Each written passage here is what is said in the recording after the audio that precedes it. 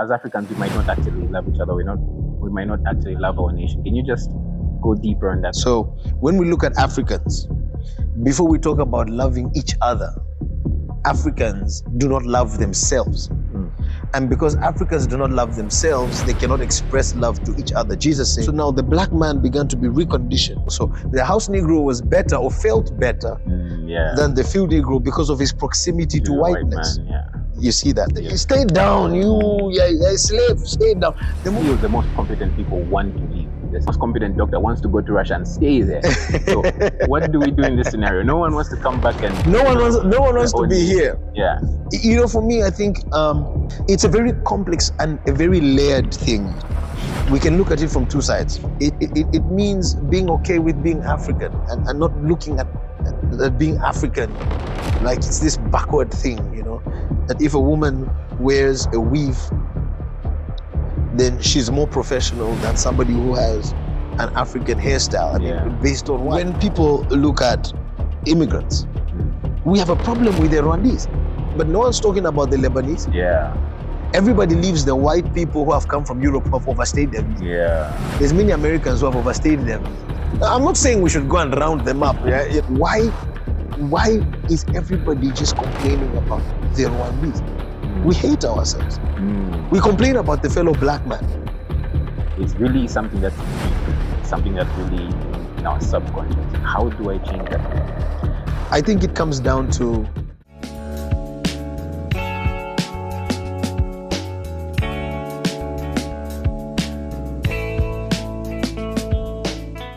So, Pastor Pemba, sir, you're speaking about how as Africans we might not actually love each other. We might not actually love our nation. Can you just go deeper on that so that you can help me understand?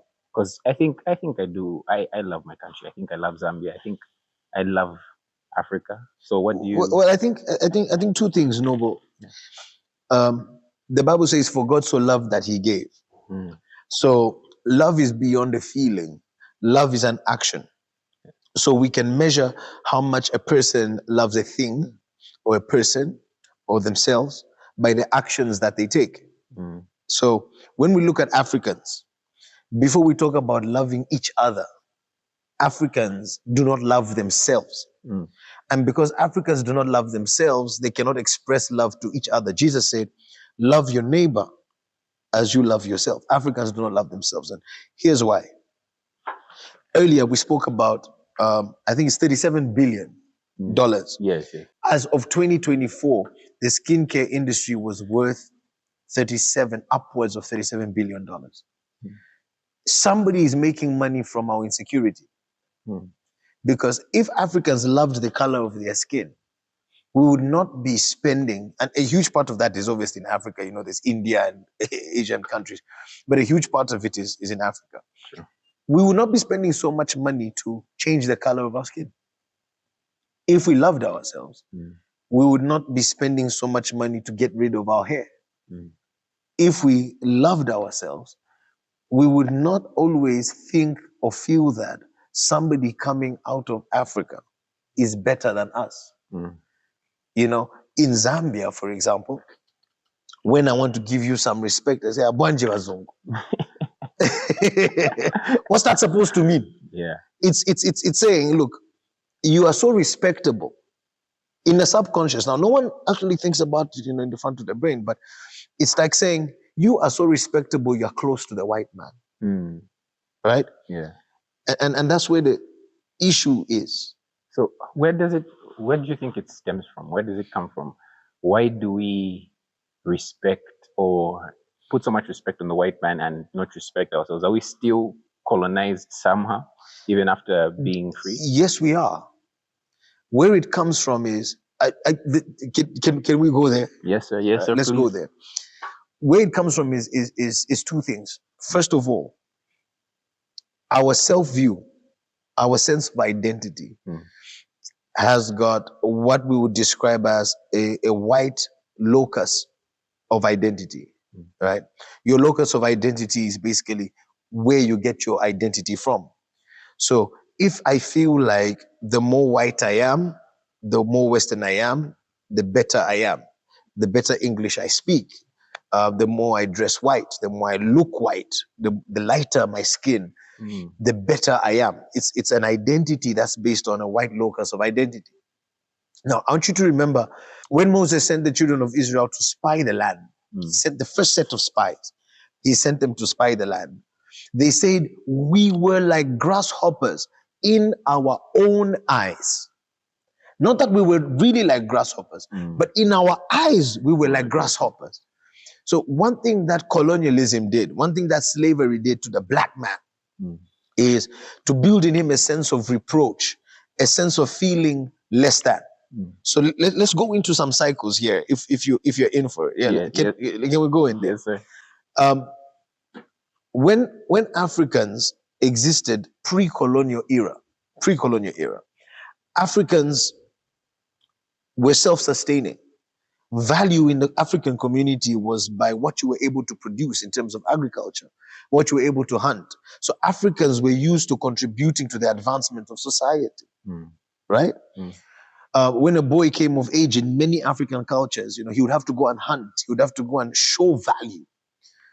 But when colonialism came, value was no longer by achieving something. Value was following rules. So the African who followed the rules, who obeyed what the colonial master did, saw himself rise. So value was communicated in the form of forget yourself, forget who you are, please the white man. It was through passes and stuff like that. So now the black man began to be reconditioned from being a producer to just receiving a salary and being told what to do. The more he looked like the white man, the better he was, right? That's why in American plantations, you had the house Negro and the field Negro. So the house Negro was better or felt better than the field Negro because of his proximity to whiteness. White man, You see that? Yes. So that's where that mentality began. And now we can see it sipping throughout African society, black society, everywhere in the world. So what you're saying is it's not even a lack of competence on our end. It's just that we're not developing Africa because we don't love Africa. We don't love Africa. And for generations, we've been taught to hate Africa subconsciously. And the missionaries didn't help. They subconsciously taught Africans that help does not come from within. Help comes from without. And it has taught us to not love ourselves enough to pick ourselves up. We don't love ourselves enough to pick ourselves up. We're waiting for USAID. And if USAID takes away the funding, we shake. We lose jobs. We die. We don't have medicine. If somebody in America says they're no longer giving us, some free money, then we're in a state of panic. Africans are not asking, what can we build? Africans are asking, who can help us? What can be built for us? What can be built for us? If the Americans can't build it, maybe the Chinese will build it for us. And it's systemic. It's both systemic as well as mental. Think of it. Every human being in Africa now, right, needs to advance themselves. But 90% of Africans are depending on their government. Right? So Africans will say, in Zambia we say, Boma Iyanganepo. The government needs to do something. The government must do something. No one looks at themselves and says, what can I do to get myself out of the ditch I'm in? Everybody is like, government. Our governments are like the Western. You see where the challenge comes in? You know what that does, Noble? What that does is, number one, it produces a lazy people. Number two, it produces governments that manipulate the people. How do the governments manipulate the people? Because now they become the biggest employers. They become the biggest solution bringers to control the people. And even when the government is depending on the Western powers, what we see is accountability is to the West. Not to the people. You see, in a democracy, to the people that a government governs, that the government must be accountable to. Right? You must fulfill the desires of the people that voted you into office. I mean, it's something that we all learned in grade 7. It's rule for the people by the people. Exactly. Everybody knows. Yeah. Rule by the people, for the people. But now, because we are in such a state where we are dependent on foreign powers and we're dependent on aid, African governments are now forced to be first accountable to the Western powers. To the Western powers before they're accountable to their own people. With like how you've talked about how we're educated, but then we're still so focused on the external or the West to help us. Is this why, or one of the reasons why we have so many educated politicians, policymakers who are in this nation who get into power, but then still don't change their nation, still don't change Africa? And it also draws back to our previous conversation when we're talking about selfishness.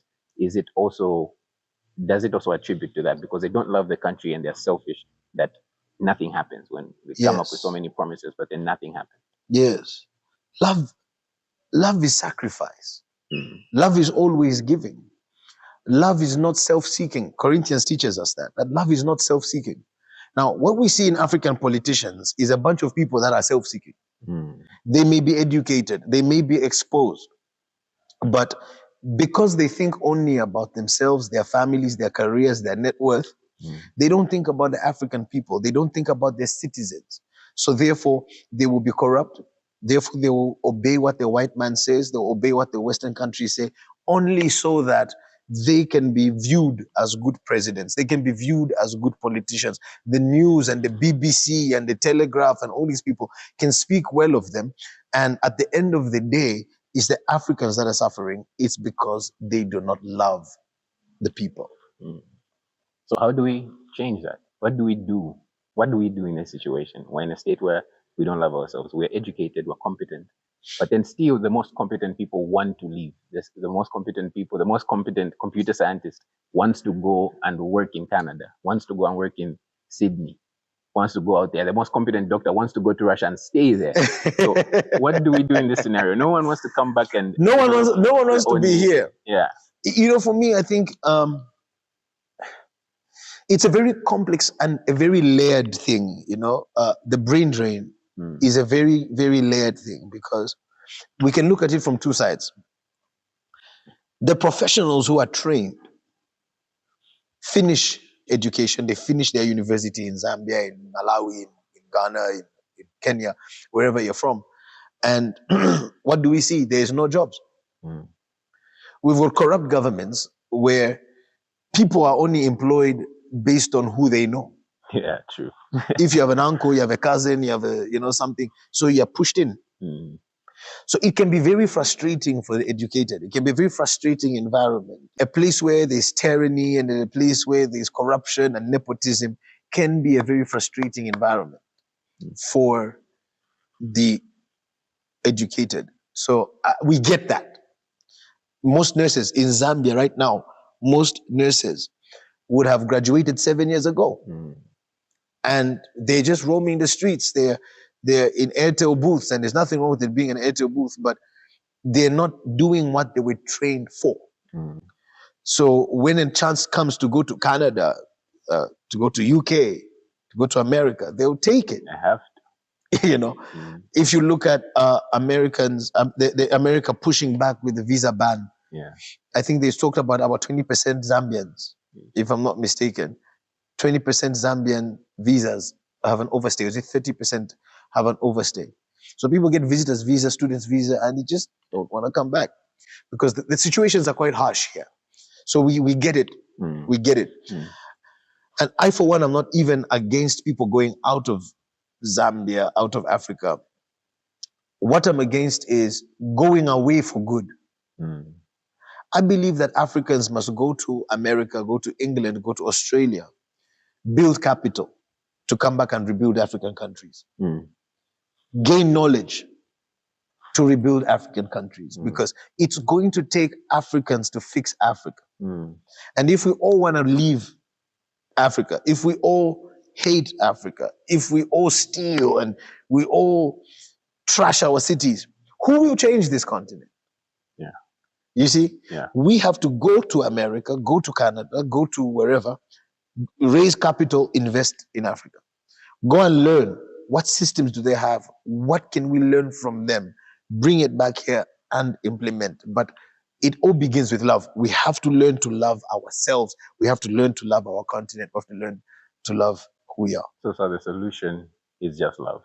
Love for the people, love for the nation. I don't want to say the solution is just, but it's an integral part of the solution for Africa. When we begin to love ourselves, I mean, I've talked about this before. No one has to put a law for you, litter in your bedroom. True. You love yourself enough and you love your home enough to keep it clean. Because of that, you keep your house clean because you love yourself. No one has to put a law for you to not eat poison. Sure. You love yourself enough to take care of yourself properly. So when we begin to love ourselves and love the place we call home, we love Africa, we love Lusaka, we love Harare, right? We love Nairobi. We will not litter. We will not break things down. We will not vandalize. We will commit ourselves for the betterment of our society. It begins there. And it begins with small things like loving the fact that we are Black. Loving the fact that we speak Nyanja or Bemba or Tonga or Lozi or Senga or Tumbuka. Loving the fact that we can speak Swahili. Loving the fact that we have got certain attires. I loved watching AFCON and seeing different countries come with different African attires. It means being okay with being African and not looking at being African like it's this backward thing, that if a woman wears a weave, then she's more professional than somebody who has an African hairstyle. I mean, based on what? Where are we basing that on? I mean, I think recently Dr. Mjajati on Facebook was talking about the history behind the lawyer's wig. Yeah. It's a colonial idea. It's a white people idea. And I know everybody's going to come at us for it, but I mean, it's a white thing. It's the idea of all our uniforms, school uniforms, most of our school uniforms. I mean, when was the last time you saw a school with an African attire as the uniform? How most parliaments in Africa to wear an African attire. Yeah, you're deemed backward. First of all, before you're deemed backward, some parliaments in Africa will not even allow you in this. Sure. It's against the dress code. Yes. We hate ourselves. You see that? Even in church, if I said, oh, we're having a seminar and we're having Pastor so-and-so from Zambia, Pastor so-and-so from South Africa, Pastor so-and-so from Kenya, okay. The moment you say, Pastor so-and-so from the United States of America, everybody shows up, even if they don't know who it is. If somebody traveled today and went to China or Russia, right? Yeah. And another person traveled today and went to Sudan, we automatically feel like the guy who went to Sudan is less than, we want to pay attention. So what was there? What was in China? In China? Yeah, what did you see in Europe? We've got these kind of mentalities. We have to learn to love ourselves. Even in Zambia right now, and I know this is true for many African countries, when people look at immigrants, we have a problem with the Rwandese.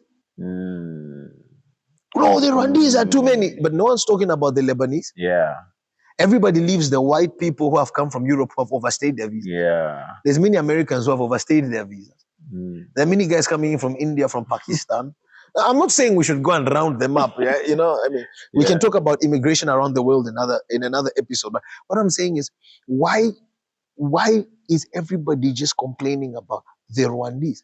We hate ourselves. We complain about the fellow black man. But no, let's not touch everybody else. There's something wrong. There's something fundamentally wrong. And don't forget that the more we are forced to hate ourselves, or the more we hate ourselves, the more we are not willing to develop ourselves. So, sir, like you've spoken about it. I think even the examples that you're bringing up, it's really something that's deep, something that's really in our subconscious. How do I change that? How do I now get to a point where I love myself, I love being black, I love the African, I love my nation? how do I change that? Because it seems like it's really something that I don't even think about. It just expresses itself in actions or attitudes or postures or mindsets that I just seem to have had for a long time. So how do I then go deep and change that? I think it comes down to Christ, and this is where a lot of people would argue, but ultimately the concept that God created man in his own image. Mm. And there's a lot of debate as to what was the race or the nationality of that man God created.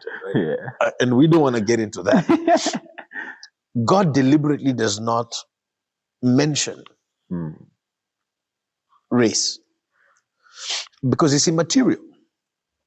So God created man, white, black, Indian, Chinese, Lebanese, whatever you are, in his own image. And the black man must understand that he's not made least.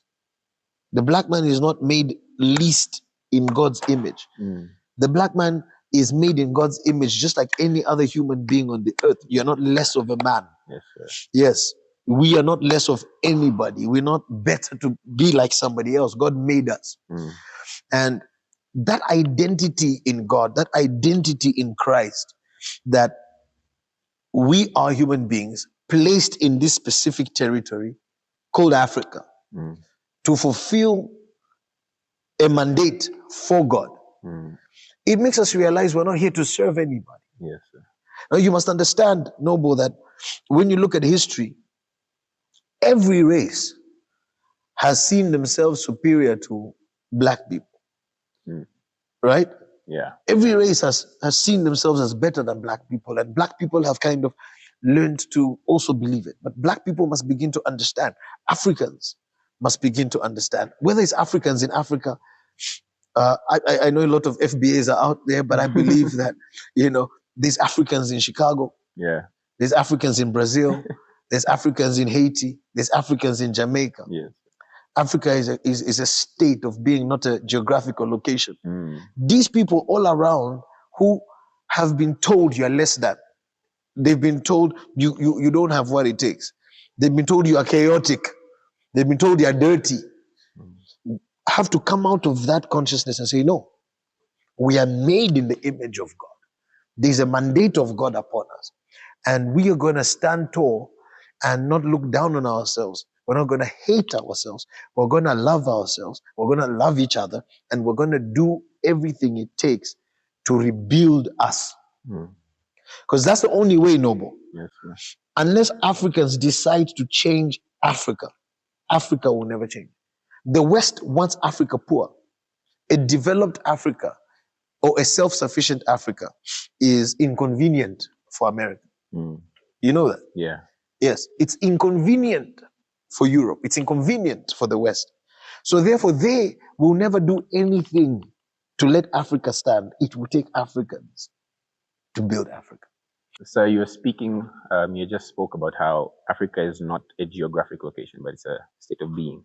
So what are your thoughts on the diaspora wars that are happening around the world? Black Americans going against Africans, South Africans against Nigerians, all of that. What is your take on that? I mean, if you're going to begin to fight fellow black people and fellow Africans, you are falling right into the playbook of the colonialists and the slave masters. That's what they want.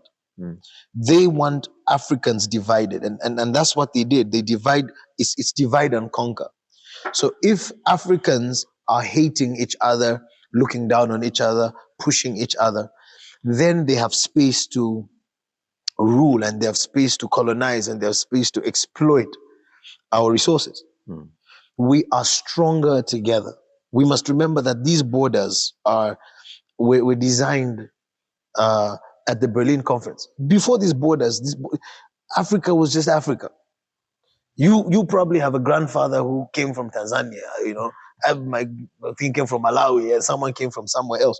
Because Africans we're not like that. We are one people. But it is the colonization that taught us that we are not one people.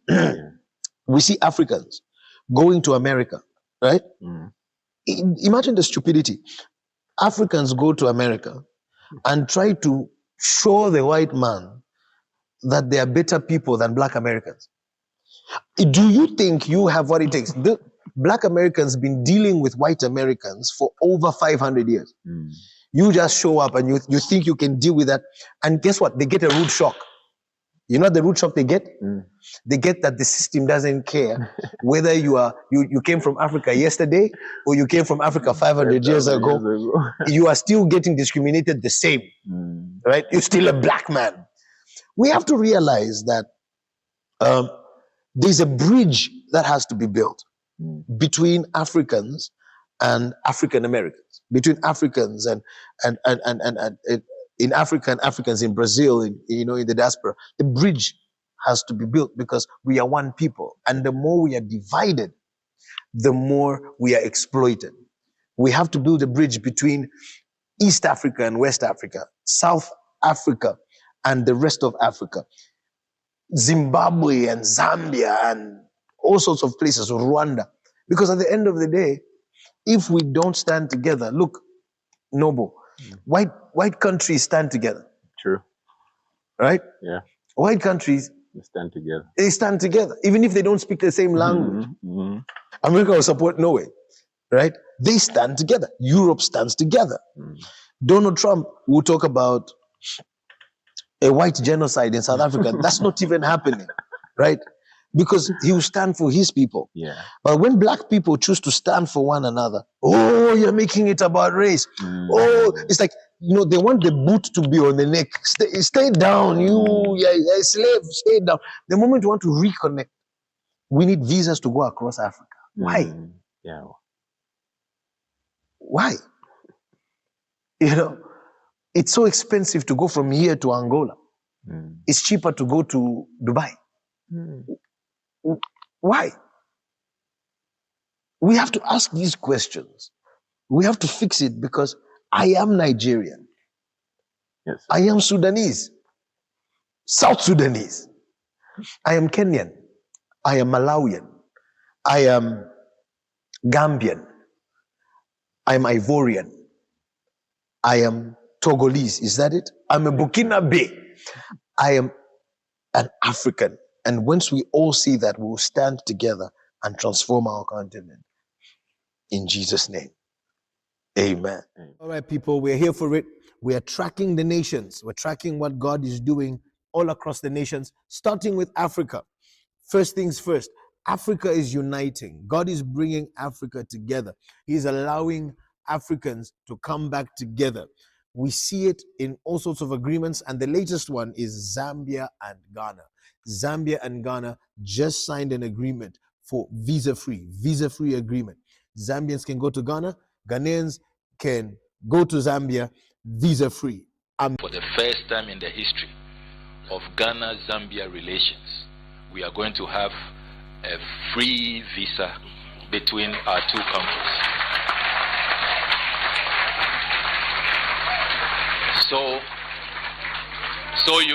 So you no longer have to stress about visas. So we are going to have a visa waiver agreement. Amazing. Obviously, there was a bit of noise about the traditional attire that the president of Ghana wore, a bit of friendly banter going on. That shows you that we are becoming closer. We are becoming one people. Watch out, Zimbabwe, Malawi. You're not the only cousin Zambia has. We have a new cousin in town in the name of Ghana. By the way, that dress is called a fugu. Anyone from Ghana watching, I'm ready to wear one. If you can send me one, I'll be happy to wear one in the next episode. Amazing. Something else is going on in Africa. Resilience, strength, the ability to say no to what everybody else wants us to do. We saw it with Emerson Mnangagwa sitting down with Tucker Carlson, and he looked Tucker Carlson in the face and educated him. He educated the world. He challenged the narrative. He said the land did not belong to a race, it belonged to Zimbabweans. And whether those Zimbabweans are white or black, it doesn't matter. Those that felt Zimbabwean stayed. Those that felt better than everybody else left. Some of the land was seized from people who were born there. So I wonder if there's a lesson about targeting people on the basis of their skin color. Do you think? Well, people had their land seized in Zimbabwe who were born in Zimbabwe, and they were targeted on the basis of their race. And I wonder if you think that's good or bad. No. Land did not belong to a race. It Right, belonged to that's right. Zimbabweans. So when the colonialists took land from us, time came when we asserted ourselves, take back our land. And those who wanted to have land at the same basis as the African people of Zimbabwe remained. But those who felt they were superior left. Okay. He pushed back at the idea that Africa must align with either the West or the East. He said Zimbabwe does not choose West or East. They choose for what's beneficial for Zimbabweans. Amazing. The courage, the strength. Something else Mnangagwa said. He went on and said, look, Zimbabwe has been under sanctions, but we've still grown. We're still developing. The land and gave it to our people. So sanctions were imposed on us. But in spite of all that constraint we have developed, and we are happy that we have developed on our own, and we feel very independent. Africa, that's a message. We can do it. Africa, there's a huge message there. Africans have what it takes in this generation to do it, to become everything that we are destined to become. I mean, there's so much going on around the world. We're just picking out a few things to get a fingerprint of what God is actually saying and doing. Watch this. The president of Zambia went to the African Union 38th AU summit, and he shook the foundations of it completely. Shook the foundations of it. He said, USA pulling out of Africa is a sign. It's a wake-up call for Africa. For too long, Africans have been so used to getting help, so used to having their problems fixed by other people. And he says, listen, we cannot continue to depend on the West for our problems. Our problems must be fixed by ourselves. Huge wave, a huge mentality shift coming to the leadership of Africa and to Africans. What's God up to? What's going on? President HH also at the 2026 presidential meeting the diplomats, the diplomatic corps, greeting for diplomatic members. He said to them very boldly, now this is a bit different for most African leaders. He said to the diplomats straight, he said to them, go and tell your capitals that Africa needs a seat in the Security Council, a permanent seat.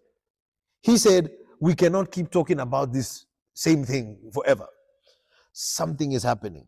There's a wave that is blowing in Africa right now. Africa is arising. And dear African watching this, hear the voice of God. Hear the wave. Africa is coming out of the doldrums, coming out of a poverty state, coming out of a help me state.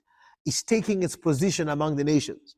And it will only take its position when each and every one of us takes responsibility to take our countries, our cities, and this continent forward. May God bless you. May we become everything that God has called us to be. Amen.